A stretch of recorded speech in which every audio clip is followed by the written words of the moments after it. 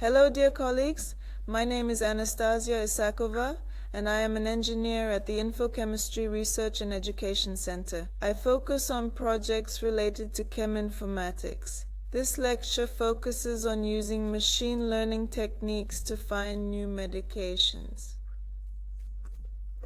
Currently, people worldwide suffer from thousands of different diseases, many of which remain incurable.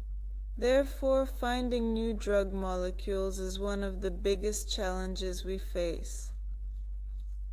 Typically, chemists create new molecules in labs and screen them to see if the molecule has the properties we need.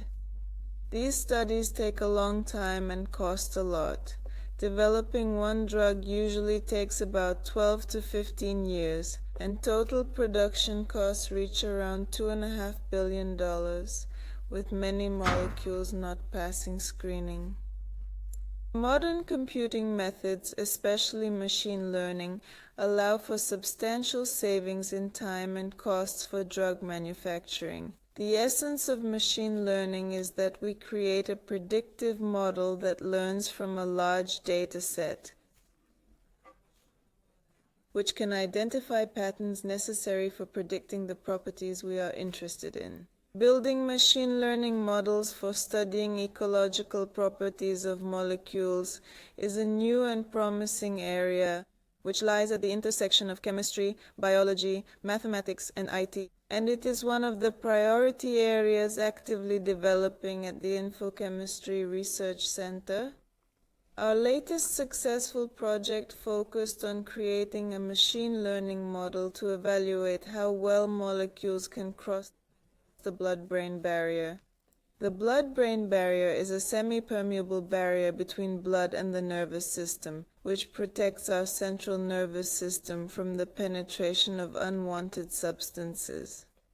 Penetrating this barrier is a crucial factor in pharmacology. Therefore, all drugs impacting the central nervous system need to cross the gap easily, while other classes of drugs, on the contrary, should cross the gap as poorly as possible to avoid additional side effects.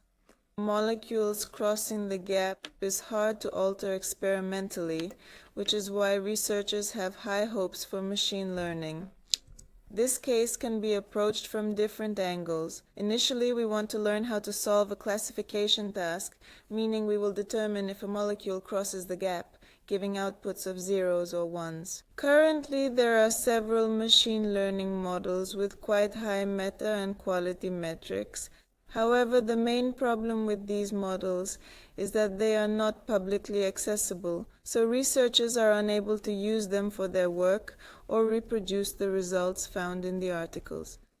The quantitative measure of permeability across the gap is called the log-BB descriptor. The higher the log-BB value, the better the molecule crosses the blood-brain barrier. Next, we want to learn how to solve the regression task, which means predicting a specific log-BB value for a molecule. And here we face another additional problem, which is that all existing models were usually trained on relatively small data sets, which makes the results in the articles not very reliable or trustworthy. We aim to develop more reliable, publicly available machine learning models for both classification and regression tasks. Our tasks included gathering data for machine learning, cleaning it, and computing various descriptors that can later serve as input data for the machine learning model. Try out various machine learning algorithms for our task, and explore using the classification label as an extra feature for the regression task. This is already a fundamentally new idea proposed by our team. In the end, we achieved our goal, and we created publicly available machine learning models for solving the classification and regression tasks. It can be said that the results obtained in our research are more reliable compared to what was published earlier. This is achieved due to the larger data set, and therefore the model's learning ability is enhanced. Using a classification label as a descriptor for the regression task results in a substantial enhancement of the model's quality that we can observe in the charts.